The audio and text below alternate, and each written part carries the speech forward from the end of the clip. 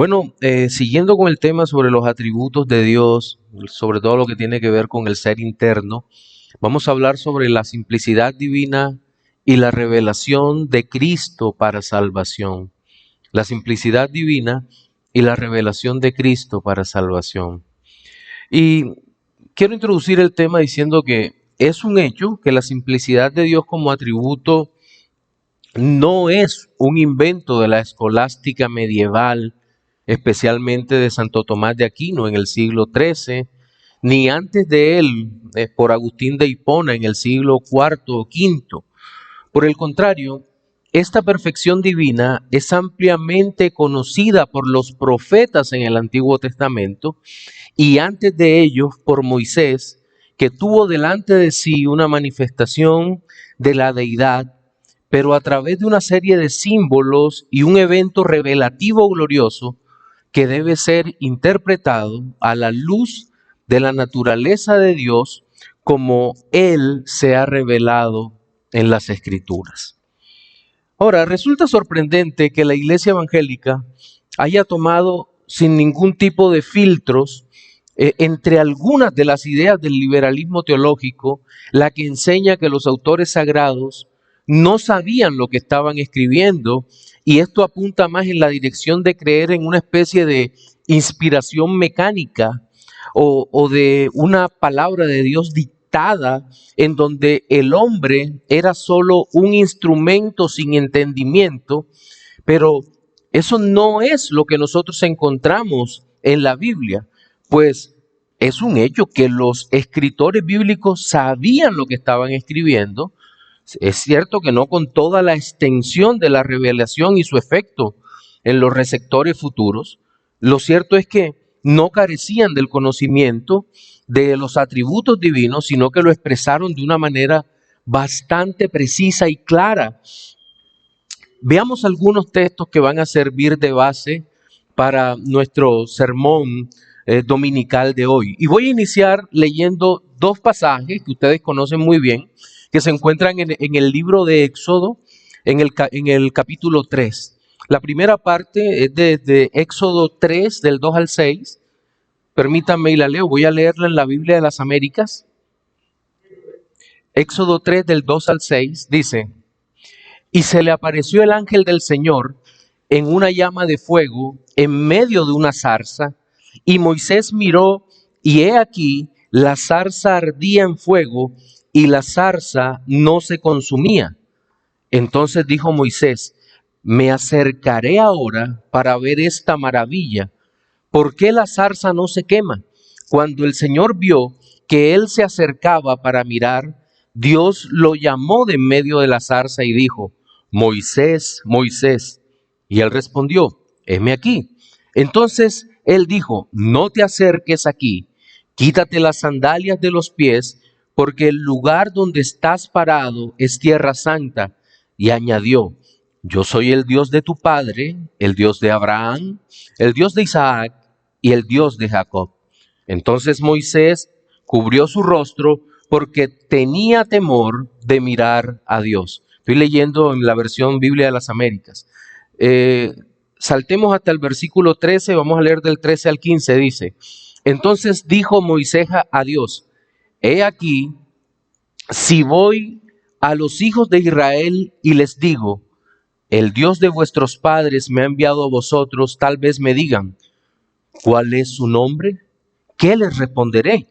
Y dijo Dios a Moisés: yo soy el que soy. Y añadió: así dirás a los hijos de Israel: yo soy, me ha enviado a vosotros. Dijo además Dios a Moisés: así dirás a los hijos de Israel: el Señor, el Dios de vuestros padres, el Dios de Abraham, el Dios de Isaac y el Dios de Jacob, me ha enviado a vosotros. Este es mi nombre para siempre, y con él se hará memoria de mí de generación en generación. Como hemos observado en los versículos que acabamos de leer, Moisés tuvo una visión clara de quién es Dios, pues al momento de revelarse a los suyos, les dio una comprensión suficiente, aunque no total, de su carácter y de su persona.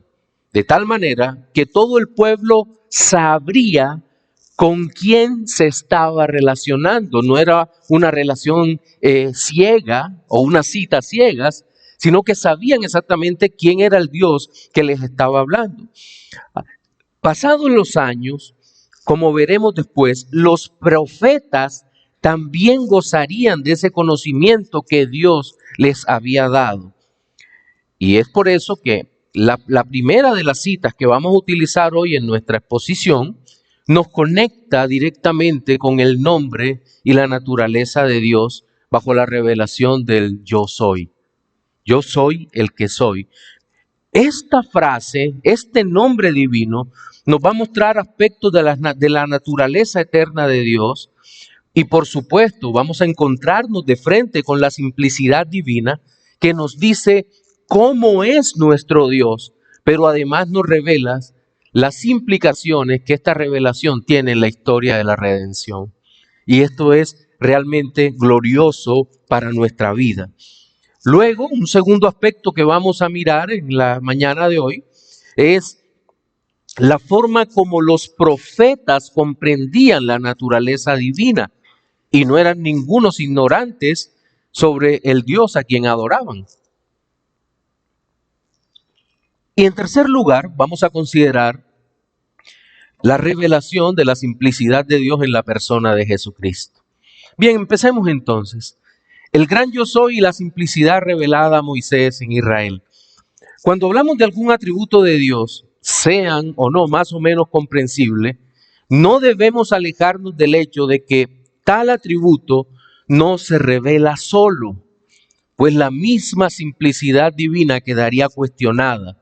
Es así que nosotros vemos el amor, la gracia o la misericordia que aparecen como perfecciones eternas del ser divino, y así mismo sucede con la simplicidad. A diferencia de los falsos dioses de las naciones, cuyo carácter era cambiante, el Dios de Israel siempre se va a presentar como inmutable, es decir, sin cambios en su ser, en su esencia. Esto significa que Dios no va a variar en sus promesas. Dios había prometido a Abraham, a Isaac y a Jacob que iba a preservar su pueblo y que los iba a guardar, que les iba a dar una tierra y que de entre ellos vendría el Mesías. Dios no cambia en sus promesas. Pero a diferencia del concepto griego de inmutabilidad o simplicidad, como dice Martin Lloyd-Jones, la simplicidad de Dios no es la del absoluto de los falsos dioses griegos. Los griegos tenían una idea toda extraña sobre un Dios totalmente absoluto, pero que en ese discurso de la absolutez del Dios griego era imposible que el Dios griego se revelara a su pueblo. Era tan absoluto que no podía entrar en relación con las criaturas. Y entonces, ¿qué tenía que hacer aquel falso Dios o aquella idea de un Dios absoluto e inalcanzable para los hombres, que no se revelaba? Pues ellos decían, mira, este Dios es un espíritu en teoría eterno y ese Dios, para mezclarse con sus criaturas, que son materia, tiene que entrar, tiene que derivar en otros dioses o en otros seres que cada vez son más imperfectos para manipular la materia. Ellos tenían en mente dos principios, un principio eterno, inmaterial, absoluto, pero por otra parte tenían en mente otro principio que también era eterno, pero era material. Aquel principio absoluto era bueno, maravilloso, pero la materia era mala y perversa y el Dios absoluto no podía mezclarse con lo imperfecto de la materia. ¿Cuál era la solución? Pues crear una versión menor e imperfecta de sí mismo, a lo que llamaban eones. Y esos eones iban siendo cada vez menores hasta que se encontraban con la materia. Pero digamos que ese pensamiento influyó profundamente dentro de la religión gnóstica. Y en la religión gnóstica, posteriormente, influiría negativamente dentro del cristianismo. ¿Cómo así? afectaría tanto al cristianismo que algunos cristianos llegaron a tener una idea impersonal de Dios y una idea de que Dios es inalcanzable o de que Dios no se había revelado. ¿Entiende eso? El peligro que era para esto. Entonces, pero también vendieron la idea de un Dios imperfecto o de un mediador imperfecto. Contrario a toda esa idea, la Biblia nos dice que el creador de todas las cosas lo hizo todo y se relaciona con la criatura. ¿Por qué? Porque se revela a la criatura. Primero se da a conocer a través del libro de la naturaleza. Juan Calvino habló de los dos libros, ¿recuerdan? El libro de la naturaleza y el libro de la escritura. La naturaleza nos habla de un Dios que es santo, todopoderoso, pero no nos habla nada de la redención debido a nuestro pecado. Pero la Biblia nos habla de la redención que es en Cristo Jesús. Entonces, la Biblia desde su primer relato nos habla del Dios creador, y esto va a ser importante en el entendimiento de la simplicidad divina. Si usted lee Génesis capítulo 1, versículos 1 al 5, vamos a encontrar que dice: en el principio creó Dios los cielos y la tierra. Y la tierra estaba desordenada y vacía, y las tinieblas estaban sobre la faz del abismo, y el Espíritu de Dios se movía sobre la faz de las aguas. Y dijo Dios: sea la luz, y fue la luz. Y vio Dios que la luz era buena, y separó Dios la luz de las tinieblas, y llamó Dios a la luz día, y a las tinieblas llamó noche, y fue la tarde y la mañana un día. Es fácil observar en este pasaje o deducir que Dios es antes del universo, antes que todas las cosas. Ya el pastor Oduber nos había enseñado en su exposición de que no pueden haber infinitas causa y efecto, sino que tiene que haber, en el lenguaje aristotélico, una causa inicial de todas las cosas o un motor inmóvil que mueva todas las cosas, como dicen en la filosofía, o como se escribe en los libros de filosofía. Y también esta misma idea va a ser tomada por Tomás de Aquino, pero la diferencia es que Tomás de Aquino era un creyente que cuando lee la Biblia lo ve con los ojos de como Dios se ha revelado. Y en consecuencia lo que observamos acá es que el Creador es inmutable, pero es la primera causa de todo. Y para ser la primera causa de todo, pues tiene que ser un ser simple, no compuesto, porque si tuviera partes, eso significaría entonces que ha debido ser armado por alguien que fuera simple. Es decir, es un problema que no tiene solución, sigue siendo el mismo. O como dice tanto el doctor Sinclair Ferguson como James Dolezal en sus conferencias sobre la simplicidad divina, dicen, es como si fuera un puzzle. Todos se imaginan un rompecabezas de estos que son diminutos, y entonces hay que armarlos para que se pueda, ver en realidad lo que es. No, Dios no es un puzzle, no es un rompecabezas. Dios es, desde la eternidad y hasta la eternidad, Él es así. Bueno, pero nótese también en este pasaje que el testimonio que da del ser perfecto y simple es el testimonio de Dios que todo lo sabe. Absolutamente todo lo sabe, porque para crear no solo se necesita poder infinito o poder absoluto, sino que se necesita conocimiento absoluto, conocimiento de todas las cosas y de todo lo que sucederá o de lo que llegará a ser. Y entonces tendríamos que decir que en Dios no puede existir algo así como un proceso reflexivo de pensamiento, sino que Dios conoce todo de forma inmediata. En sentido estricto, Dios no piensa, Dios sabe. Dios no tiene que elaborar un complicado sistema de cosas para decir, si hago esto, pasa esto. No. Dios lo sabe todo, absolutamente todo. Bueno, para nosotros es un motivo de gozo y de alabanza, pero para el impío, wow, para el impío es un motivo de temer y sufrir con esto, ¿verdad? Entonces, el ser simple es omnipotente, omnipresente y lo sabe absolutamente todo. Yo creo que esto rebate también una idea que está tomando mucha fuerza hoy en día, es como el renacer de una momia medieval que se llama el molinismo. La idea de que Dios calculó todos los mundos que podían llegar a ser y de ellos escogió el mejor mundo posible. Pues no es así. Dios no necesita hacer ese cálculo, como lo decíamos el otro día, estilo Doctor Strange, el de Marvel, el personaje de Marvel. Dios no necesita hacer eso. No, ahora, no vamos a confundir el molinismo con la defensa que hace Leipzig de la Teodicea, no vamos a confundir eso, pero eso será materia de otra escuela dominical. Pero digamos que esto desvirtúa cualquier idea distinta de lo que es la omnisciencia y la perfección divina en su sabiduría.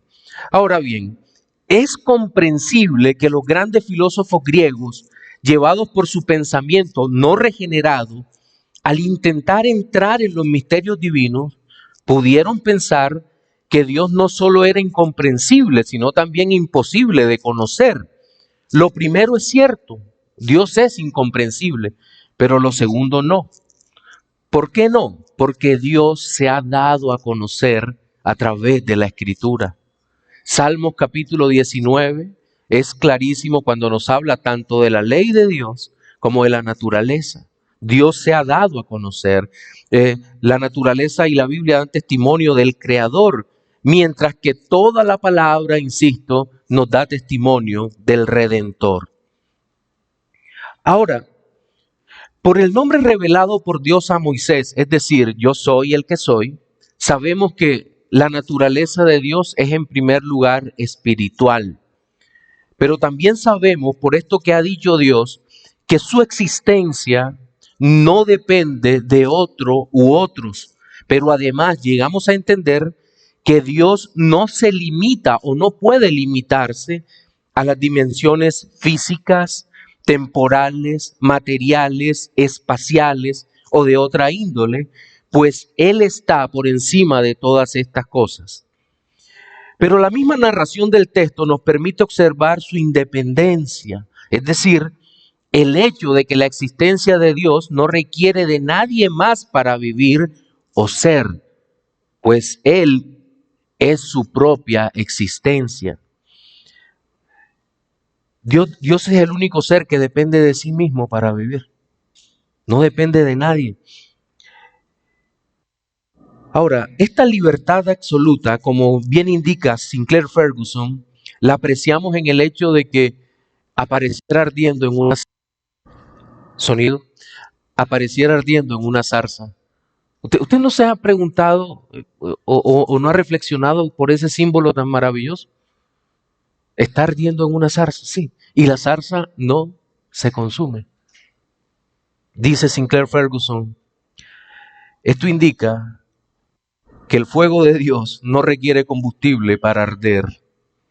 Y podríamos añadir que a voluntad puede preservar el objeto o la persona o el ser creado mediante el cual se revela a las otras criaturas. Cuán grande es nuestro Dios. Pero este nombre también nos habla de lo que Dios es en esencia. Un ser simple, el único, sin partes, pero también sin composición alguna, pero también nos habla de su impasibilidad, su eternidad y que Él es el que es. Pero sin lugar a duda lo que más llama la atención de todo esto es que, a diferencia del absoluto griego, el Señor está mostrando compasión, una compasión maravillosa para con su pueblo. Miren, durante el siglo XIX, la teología sufrió uno de los capítulos más terribles que podamos imaginarnos, porque aunque el liberalismo teológico existía, aparecerían en escena otros movimientos, especialmente la neortodoxia, que terminaría por confundir a muchos creyentes que no buscaron las respuestas en la palabra de Dios, sino en las ideas de pensadores dudosamente cristianos, como por ejemplo Karl Barth, que para muchos fue el mejor teólogo del siglo, pero que ni siquiera creía en la expiación. Él llegó a decir que Dios era el absolutamente otro. Si esta expresión es una comparación con nosotros como criaturas, que no poseemos la vida en nosotros mismos o que somos seres compuestos por partes, es correcta. Pero si el propósito es el de compararlo con el ser, no es cierta, pues Dios es el ser. Y es dentro de la búsqueda de quién es Dios que volvemos a este pasaje que leímos y entendemos que el Señor mismo había decidido revelarse a las criaturas que había creado, aun cuando éstas se habían apartado impíamente de su presencia. Este texto nos muestra una visión tan gloriosa del Señor que nos abruma, pues vemos a través de este nombre lo que Dios es. Tan luminoso es la aparición divina. Luminoso significa que produce miedo por la santidad.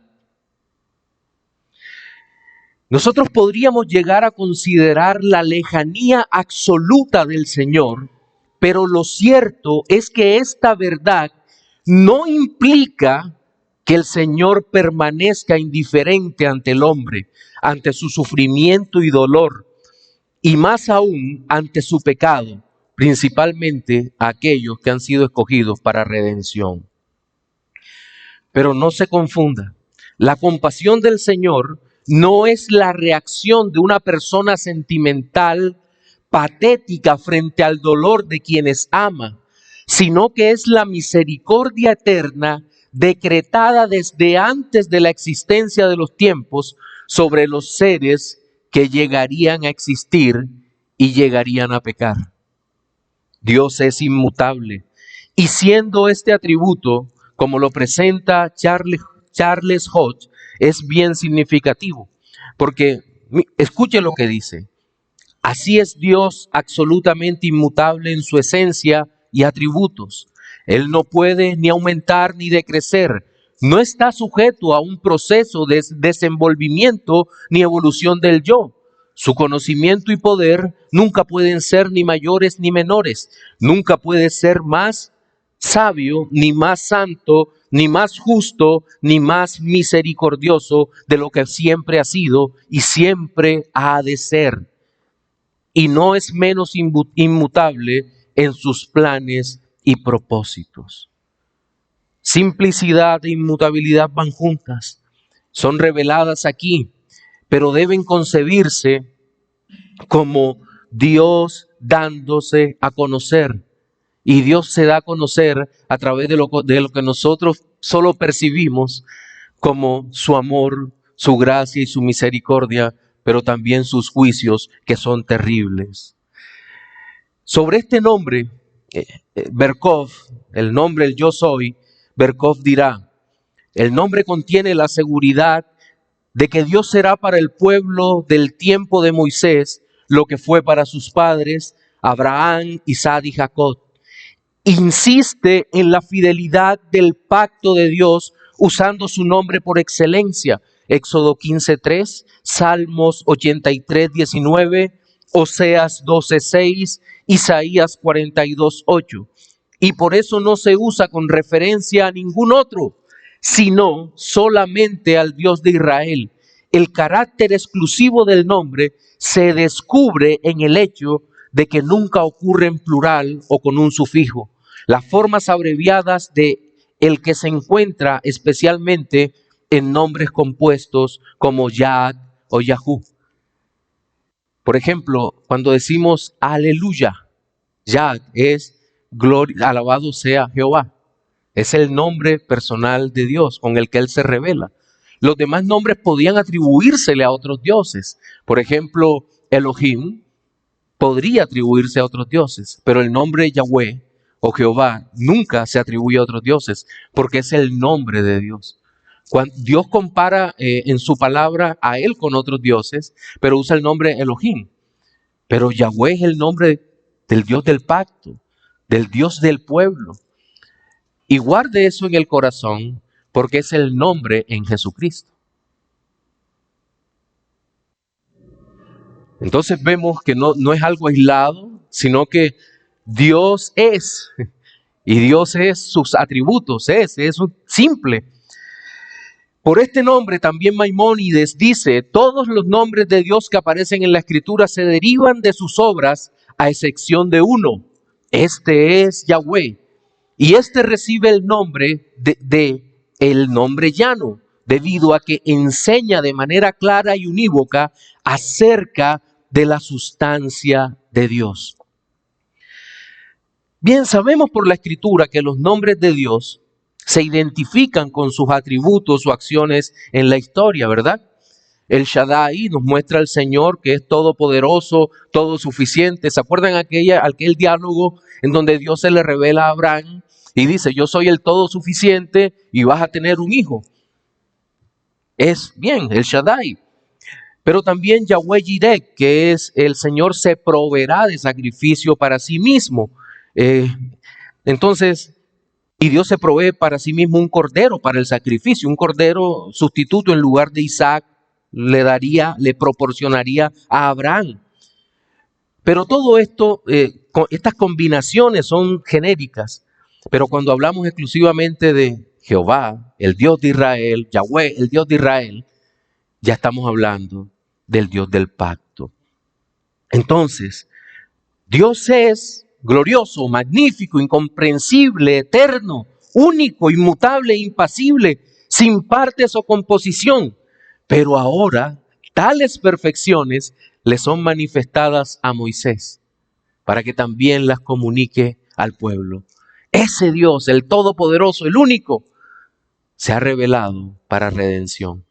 Cuán glorioso es Dios. Ahora, en segundo lugar, quiero que observemos que los profetas conocían esta verdad, conocían a Dios y lo conocían profundamente. Es que de verdad, perdone que use esta expresión tan grosera, pero es muy tonto llegar a pensar que quienes escribían no conocían a Dios. La revelación de Dios a su pueblo requería y requiere de una acción en el corazón de los hombres para comprender la verdad. Y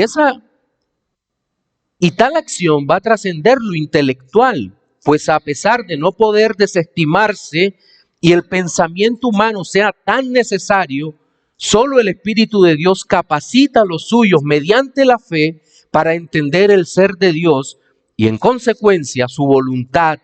No pueden separarse una de la otra.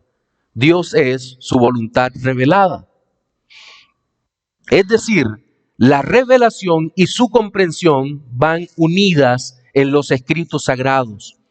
Permítanme citar algunos textos bíblicos que nos van a ayudar a entender esta verdad y en consecuencia podemos deducir que los escritores santos conocían también la simplicidad divina.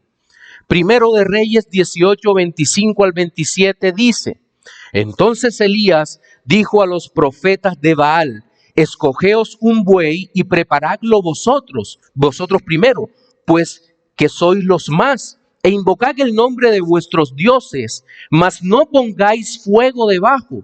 Y ellos tomaron el buey que les fue dado y lo prepararon e invocaron el nombre de Baal desde la mañana hasta el mediodía diciendo, Baal, respóndenos. Pero no había voz ni quien respondiese, entre tanto ellos andaban saltando cerca del altar que habían hecho. Y atentos. Y aconteció al mediodía que Elías se burlaba de ellos diciendo, gritad en alta voz, porque Dios es. Quizá está meditando, o tiene algún trabajo, o va de camino. Tal vez duerme y hay que despertarle. El otro texto es Jonás 4, 1 y 2, dice, pero Jonás se apesumbró en extremo y se enojó y oró al Señor y dijo, ahora, oh Jehová, ¿no es esto lo que yo decía estando aún en mi tierra? Por eso me apresuré a huir a Tarsis, porque sabía yo que tú eres Dios clemente y piadoso, tardo en enojarte y de grande misericordia, y te arrepientes del mal. En primer lugar, cuando vemos el texto de Elías y los profetas de Baal, en ese pasaje vemos que Elías se burla de las creencias de los profetas de Baal que tenían sobre su Dios. Y es evidente que el sarcasmo del profeta de Israel nos va a servir para que por vía de contraste, usando algo así como una especie de vía negationis, el pueblo recordara quién era el Dios verdadero. Observe con cuidado las palabras del versículo 27. Me imagino todo el carnaval que habían armado los falsos profetas. Y Elías les dice con una sonrisa irónica, gritad en alta voz porque Dios es. Miren, escuchen, ¿qué está diciendo? Está diciendo, si es Dios, el Dios que es el verdadero, lo que estaba diciendo Elías era, el Dios de ustedes no está allí presente, no es omnipresente. Sobre todo en medio de una decisión trascendental para la nación. Es porque simplemente Baal no existía. Estaba negando la omnipresencia del ídolo. Pero también en su compasión, la falta de compasión, amor, fidelidad, le estaba diciendo, su ídolo no tiene nada. Dios, el falso Dios Baal no existe y podrían gritar más que no iba a responder. Seguidamente el profeta continúa la burla diciendo, o quizá esté meditando, es decir, no es omnisciente. No, en él ni siquiera hay un proceso reflexivo de pensamiento, no lo sabe todo. Luego dice, o tiene algún trabajo, no es todopoderoso o está en otro lugar, ¿verdad? Va en camino. No puede estar plenamente en todas partes al mismo tiempo. O duerme y hay que despertarle. Potencialmente puede llegar a ser. No, el Dios de los cristianos es acto puro, ¿verdad? Entonces, ¿implica esto algún cambio en Baal? No, Baal no existía. Elías sabía que era un falso Dios. Y por esa razón insta al pueblo, si Baal es Dios, seguidle a Baal. Pero si el Señor es Dios, seguid al Señor. Pero luego vamos a Jonás, y este caso todavía es más sorprendente. ¿Conocía el profeta Elías a Dios? Vaya si lo conocía. Por eso podía insultar al falso Dios con lo que no es. Pero ahora mire lo que dice Jonás. Esto es un caso claro. Dice, aquí el profeta lo que vemos es que hace una declaración de conocimiento. Yo sabía que tú eres un Dios bueno. Dice, y luego nos habla de la clemencia divina y su compasión, sus riquezas, de la misericordia y bondad y gracia que son propias del Señor. ¿Se da usted cuenta? Yo sabía, yo sé quién es el que se reveló a Moisés allá. Sí lo sé, el gran yo soy, tú eres compasivo en gran manera. Yo sabía que tú ibas a perdonar a esos impíos de Nínive.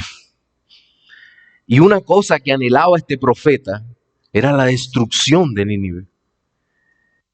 Pero otros profetas también como Isaías, Habacuc o Sofonías fueron hombres que conocían al Señor, sabían quién era Dios. Y esto nos lleva a la última parte de nuestra escuela dominical. Y es Cristo y la manifestación de la simplicidad de Dios. Juan 4, 24 al 26, voy a leerlo en la Nueva Biblia de las Américas. Todos conocemos o nos hemos centrado en la declaración, como dice J. Packer, en la definición más profunda sobre Dios que hay en todo el Nuevo Testamento. Dios es espíritu. Pero si seguimos leyendo, vamos a ver cómo eso amplía nuestra comprensión sobre la bondad de Dios en la redención. Dios es espíritu y los que lo adoran deben adorar en espíritu y en verdad. La mujer le dijo, sé que el Mesías viene, el que es llamado Cristo. Cuando Él venga, nos declarará todo. Atentos. Jesús le dijo, yo soy el que habla contigo. Yo soy el que habla contigo. una de las maneras más fáciles que tenemos para comprender la divinidad de Jesús es cuando leemos en el Antiguo Testamento las declaraciones sobre su deidad basadas en la expresión yo soy. Es decir, que estamos ante la misma declaración que el Dios Todopoderoso le hizo a Moisés en el desierto desde una zarza que ardía y no se consumía. ¿Se acuerdan? Leímos en Éxodo 3:2. ¿Qué leímos? Y el ángel del Señor se le apareció a Moisés. Y más adelante, desde el 13 al 15, nos va a decir con toda claridad que yo soy el que soy, el Señor. Y cuando se anunció el nombre del Señor, el nombre que llevaría nuestro Redentor Jesucristo, digo, se llamará su nombre Emmanuel porque es Dios con nosotros. Jesús, el mismo nombre de Oseas en el Antiguo Testamento, Josué, es decir, Yahweh es salvación, el nombre mismo del Señor. Pero más adelante, cuando entramos a considerar estas implicaciones sobre el gran yo soy, vemos que solo en los escritos de Juan aparece por lo menos en 11 ocasiones el yo soy. Yo soy el camino, la verdad y la vida. Yo soy la puerta. Yo soy el pan de vida. En fin, yo soy el gran pastor de las ovejas. El Señor se está mostrando como yo soy, yo soy, yo soy a su pueblo, a los suyos. Y ¿sabe cómo traduce la Septuaginta Éxodo 3 en esta parte del 13 al 14 el nombre de Dios? Ego eimi. Es decir, de la misma manera que el Nuevo Testamento griego va a presentar estas declaraciones de Jesús. Ego eimi, yo soy. Entonces surgen muchas preguntas cuando vemos esto. ¿Cómo puede Cristo ser Dios simple y al mismo tiempo un hombre con alma y cuerpo? Claro que surgen esas preguntas. Y la realidad de las dos naturalezas en una sola persona no está en discusión.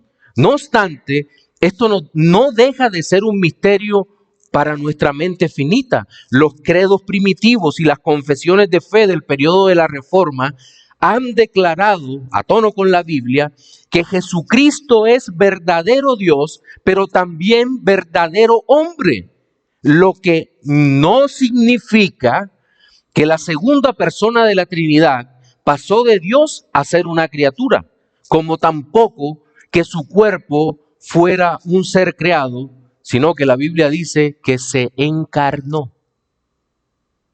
Eso es lo que enseña Juan 1, del 1 al 14. Pensar en Cristo como un ser con dos partes para negar la simplicidad divina no se le pasó por la mente a los padres, ni a los escolásticos, ni a los reformadores, ni mucho menos a los puritanos, sino que solo los herejes pensaron en el cuerpo humano del Señor como algo imperfecto. Ahora bien, debemos afirmar también que la humanidad de Cristo, por ser hombre, no es simple. La humanidad de Cristo. Entonces, ¿cómo conciliamos estas dos verdades? Pues bueno, es evidente que no podemos explicarla, nadie puede. Pero creo que esto no requiere conciliación, porque la Biblia revela simultáneamente las dos verdades, sin que sean contradictorias. ¿Paradójico? Sí, pero una paradoja es solo una contradicción aparente. Sí, y seguramente podremos llegar a comprender un poco más, pero no es parte ya de nuestro tema, ni nuestro tiempo nos alcanza. Ahora bien, el Dios Todopoderoso se manifestaría como el Salvador. El Dios simple, ¿verdad? Pero se manifestaría en Cristo, al mundo. Colosenses 2:9 dice, porque en Él habita corporalmente toda la plenitud de la deidad. Miren, la lección más profunda que hallamos en las declaraciones de Cristo relacionadas con el yo soy son iguales a las que Dios le dio a Moisés revelándose en el desierto.